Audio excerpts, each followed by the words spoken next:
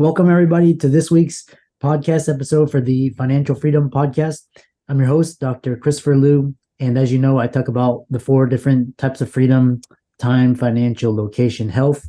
And in that light, I'm scouring the globe, looking for people doing things on the cutting edge, changing the world and making an impact. So today we have Jake Thomas, and he's a coach, he's an athlete. We're going to be talking about elite mindset coaching, success, mindset. It's been a great conversation. So welcome to the show, Jake. Thanks, Chris. Thanks for having me. It's great to be here, man. Yeah, I know we had connected through Podmatch, and it's a great way to connect podcast hosts and guests. And so tell us more about how you got started and your journey, and we'll go from there. Yeah, for sure. So my coaching program is really a culmination of my life, so to speak, in the good and the bad. So it is an elite mindset coaching program based around leadership and accountability, military principles, personal growth and development, and physical and spiritual nutrition. So that's pretty much my life in a nutshell. And I figured, hey, if I've found benefit from all this stuff, maybe a lot of other people could too. Yeah, and it's great. Because I've listened to David Goggins, and really just I love this kind of military and like Navy SEALs. We're talking about mindset and accountability, integrity, and so we'll just get right into it. Tell us about so you for mindset wise, you've run a sub 3:30 marathon with no food and water. What's going on in your mind? Oh man, you're going right to it, huh? It's funny you mentioned David Goggins. In his book Can't Hurt Me, he references a guy from his Buds class, Bill, quote, Freak Brown. If you read the book, you definitely know the character. Well, Bill is a good friend of mine, a very good friend of mine, and is someone that runs in the same circles you mentioned, the mindset of a lot of those elite warriors and special operators. It's definitely part of the culture, and the more you hang around those kind of people, the more you attract that kind of mentality yourself, and it just kind of becomes infectious within each other. So, what's his name? Jim Rohn saying you're the sum total of the five people you spend the most time with. Well, like me, Bill Brown and I spent a lot of time together the last few years, and the other guys around that, you kind of assimilate with one another, and success breeds success. So if kind of give a quick interjection before I answer your question about the marathon, say like, look around what your circles are, people. Who are you hanging out with? Where are you spending your time? How are you investing your time? Or are you wasting it away? So that's just a little nugget for the listeners. As far as the marathon, I just finished a half marathon in New Orleans on Halloween. I'm originally from New Orleans. We do not need excuses to dress up for anything. We love to do it, but to run a half marathon on Halloween day, I thought was just super cool at home. And I trained a few weeks for it. I was already in decent shape, trained a few weeks for it, ran sub 90 minute for that. And as soon as I finished, I was like, man, I feel really good. I feel like I could do this twice in a row. And I did that, fasted the day of and without water on the course. Just kind of like I was running, my pace was good, and they were handing out the water. I was like, I don't need it. And then 2 miles, 3 miles, 10 miles. And before you know it, the race is over. So right when I finished, I was like, okay, let's see if I can crack a marathon and try this out too.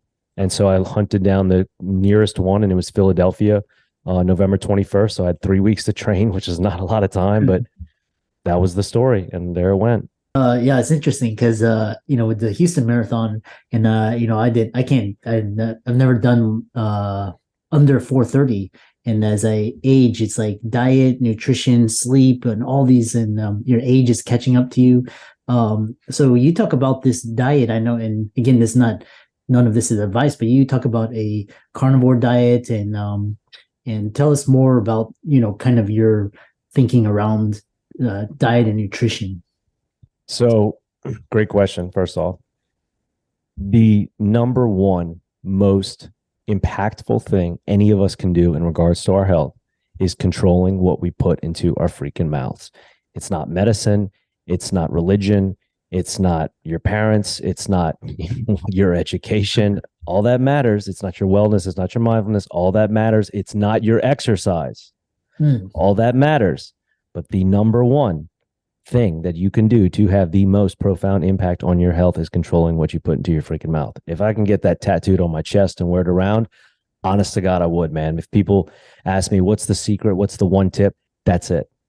It's not what most people want to hear, because most people want to eat the way they, quote, want to eat. They want to be slobbish. They want to be gluttonous. They want to enjoy things, to their wording. They want pleasure over purpose. They want to be able to eat cake and have it too, and and essentially be, like I said, gluttonous. Whereas if you treat your body right, truly, truly, truly right, it's capable of, I don't want to call it miraculous things, but like, it's just capable of being human. And most of us just live suboptimally. And from what I've found through testing diets on myself, using myself as an N of one for multiple diets, vegan, vegetarian, pescatarian, Mediterranean, standard American, bro diet, if it fits your macros, keto, paleo, whole 30, and now carnivore and animal based, I guess. Each of them I experimented on myself for a minimum of 1 year.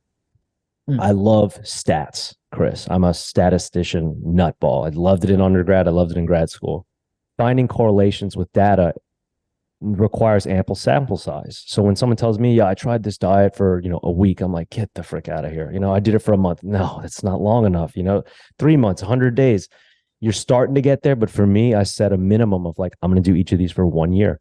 And I've done each of them for 1 year. And because of what I found in this one, this is now my third year going carnivore and animal based, I can't seem to shake it. And to me, as yourself, I'm a scientist, and the absolute role of a scientist at his heart is to constantly try and disprove your hypothesis. It's not trying to be correct and beat on your chest and say, I'm right, this is dogmatic, this is absolute, this is law. No, it's about trying to constantly disprove your hypothesis. And dude, I cannot disprove this one.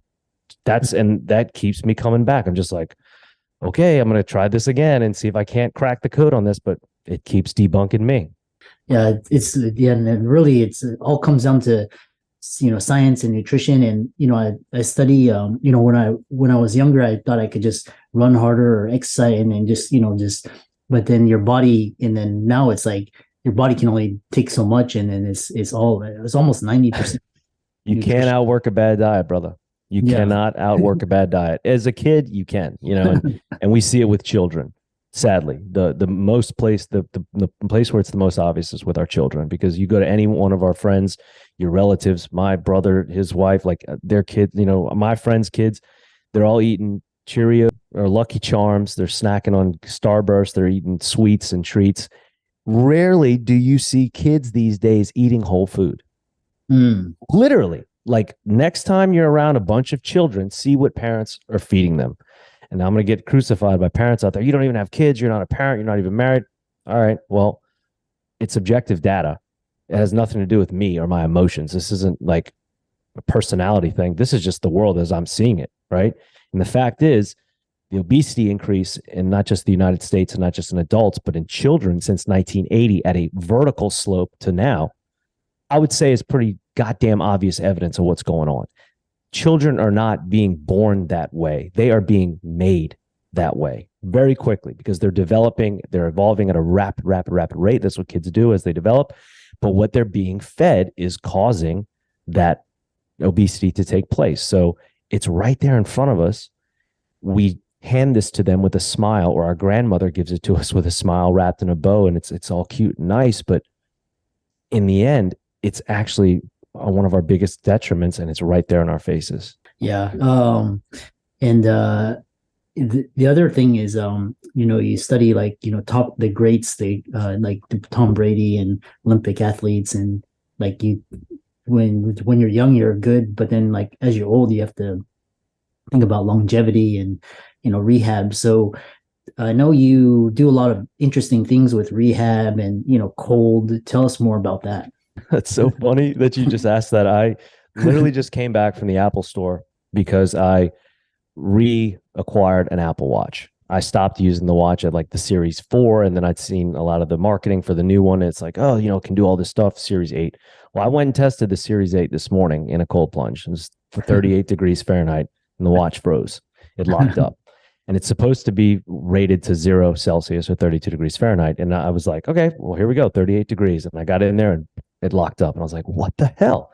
So I went to them today and explained to them, oh, that's really weird. And then also that it often malfunctions with its sensor on the because of my tattoo ink. It can't penetrate that. And I'm like, you mean to tell me Apple cannot develop a sensor that can penetrate through this? Garmin can do it, Whoop can do it, there are other data trackers, and Fitbit can do it fine, but Apple can't do that? Like, come on, guys, what's going on here? You're supposed to send people to the moon, you know? Yeah. But yeah, I'm a big fan of hormetic effect, right? And that's what you're triggering when you do either extreme cold or extreme hot therapy.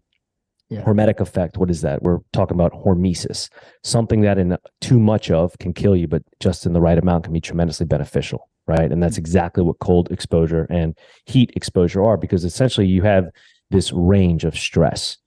I mean, let's say from 0 to 50. And within that range is what you're able to tolerate.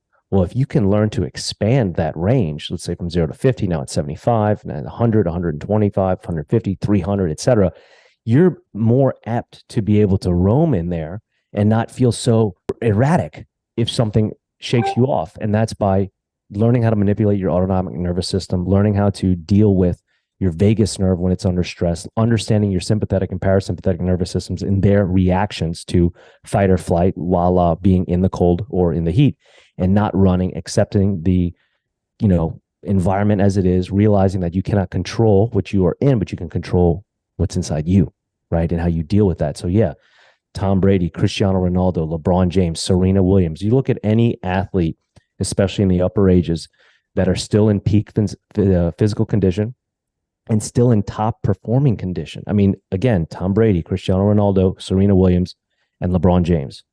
They are all above 35. Tom Brady, Christ, is 45, but all of them are above the age of 35. And still, I mean, Serena went out on top at that last US Open, still hammering opponents, hammering them. I mean, she used to embarrass girls, like to the point where it was, is this even okay? Like she was so freaking good.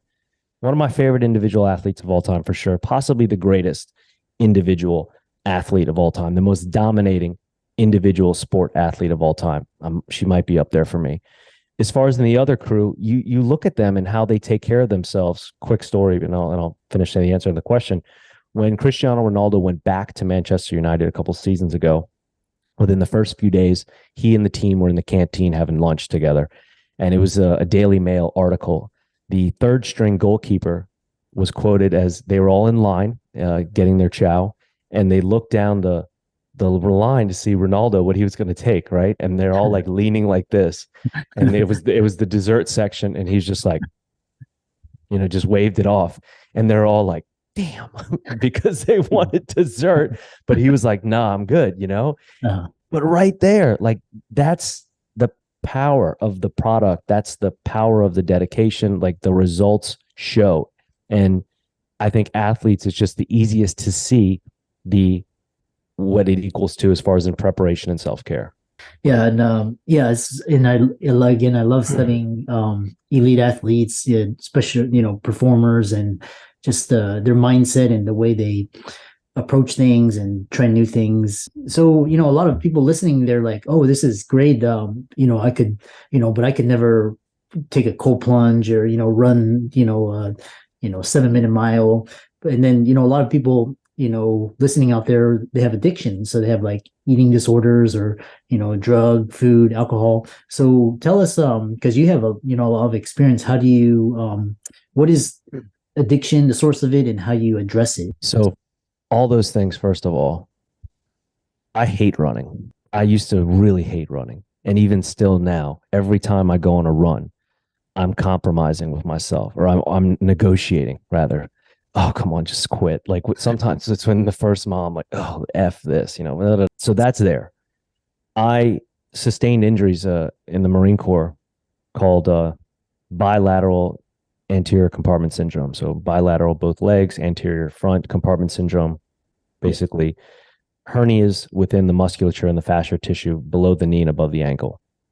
Causes a lot of constriction, and I had to have surgeries to open up both legs to alleviate that, to let blood flow out, The nerve damage I sustained through that was significant, and it gave me what's called complex regional pain syndrome and neuralgia and a bunch of other types of nerve injuries and ailments. I can't remember all of them because they're 10 syllables long each. But the hyper and hyposensitivity that I've had since 2008 and 9 from the surgeries is immense. So learning to run with pain was one thing, and not liking to run, but having to relearn how to run, given now how my legs feel after the fact. I didn't just wake up and do these things, these events, these marathons, and these swims. Like, I had to work at them. I had to relearn how to run. I had to go from crawl, walk, run. I could barely walk 30 meters before the surgeries because my legs were so messed up. And then after the surgeries, I had to rehab from walking to reestablish my locomotive gait, to re-understand my economy of running motion, literally from the ground up, step by step by step. Everybody loves to rest, Chris. Most people hate rehab, and I freaking loved it. That was the difference. When I was going through rehab, which was years, pretty much, because I had one surgery in 2008 and another one in 2009 because they couldn't do them both at the same time. I was like, can we just do both legs at once? And they're like, well, how are you going to walk, dude? And I was like, okay, it's a good point, but like, I would still bet on myself to do it that way. But still, so I had to do left leg first and do left leg rehab for a year, and then right leg the next year, and then do right leg rehab for that year, and then learn them congruently moving forward. As much as I could have just quit on that and said, this is going to be terrible, I flipped the script and literally leaned into it. And I said, I'm going to recover better. I'm going to become bionic and superhuman. It was just my mindset. It was a choice of how to perceive the circumstance, right? Viktor Frankl, his story from being a prisoner in the concentration camp during the Holocaust, the last human freedom he found was his ability and how to perceive things. And in his situation was what was being done to him, meaning this was the only thing that couldn't be taken, was his perception of the action being done to him. So if he didn't let it bother him, if he didn't mind, mind over matter, if he didn't mind, it didn't matter. Now, granted, it's really easy for us to say from where we're sitting, but if a guy there in that place under those circumstances can do that, why can't we do that anywhere else? Our thoughts, Chris, are things, man, and they paralyze us. Before we ever have a chance to get freaking started, we quit, we give in, we succumb to societal, familial, friendly pressures or criticisms or doubts or skepticism, whatever. And they don't even exist, yet we let them be paralyzing agents to our success. In that is the same ability called spontaneous right action for you to choose other ways, to say, no, I'm not going to think that way. I'm going to think this way. And again, your thought is a thing and you just think the other way. So is it hard or difficult? It can be, but it's a simple thing. And the simplicity is objective. That's a matter of fact. So thinking one way or thinking the other way is simple. Whether it's difficult or easy, it's up to you. Yeah, I love that. It's kind of like, when you get triggered, it's like, you have to kind of redirect your focus and your attention, change your physiology, and then, not linger and hold on and just, negative downward spiral. These are all fantastic discussions and real great ideas, and then how entrepreneurs and people can take these concepts and apply it in their lives. So I really enjoyed this conversation, from elite mindset and thinking. How do people contact you, follow you, and work with you? Totally. Lifelikejake.com, just like on the shirt, and on Instagram at lifelikejake. And regarding addiction, like you'd asked about before, and overcoming that, I've been there. It's another thing that nothing I ask of my clients or anybody that I work with is not something, for the most part, that I haven't gone through myself or still practice to this day. So me, recovering junkie, recovering abuser of alcohol, recovering abuser of himself, of his friends, of, pleasurable company, decadent behavior, indulgences of the highest degrees in life, and never being able to be satisfied, materialism, hyper consumer, arrogant, chauvinistic. Like, I had it all. Not the guy I was happy being. So to be able to draw from those experiences and empathize with people is where I find the most amount of benefit. I am not perfect. I was not born perfect. Every day is work to try and improve, to not to get somewhere, but to be right here and be happy with it in the present moment, right?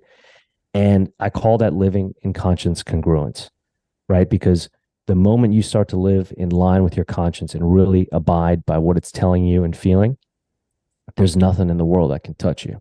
And that's truly being happy, healthy, and wealthy. That's what I do. That's what I preach. That's what I teach. And that's what I hope to help anybody that's hearing this today, not feeling well at all. Please hit me up, lifelikejake.com or at lifelikejake. And I guarantee you, within 30 days, your life will feel radically different. You will never feel better, look better, have more self-worth. Yeah. Period. Yeah. Great conversation. Be sure to check out Jake's. His resources will be in the links and show notes. His Instagram, he's got over 18,000 followers, and he's also on YouTube, TikTok, LinkedIn, Twitter, and check out his application to his program, Life Like Jake. And with that, thanks so much for coming onto the show, and thanks for a wonderful discussion. Thanks, Chris. It was great to be here. Have a great day, my friend.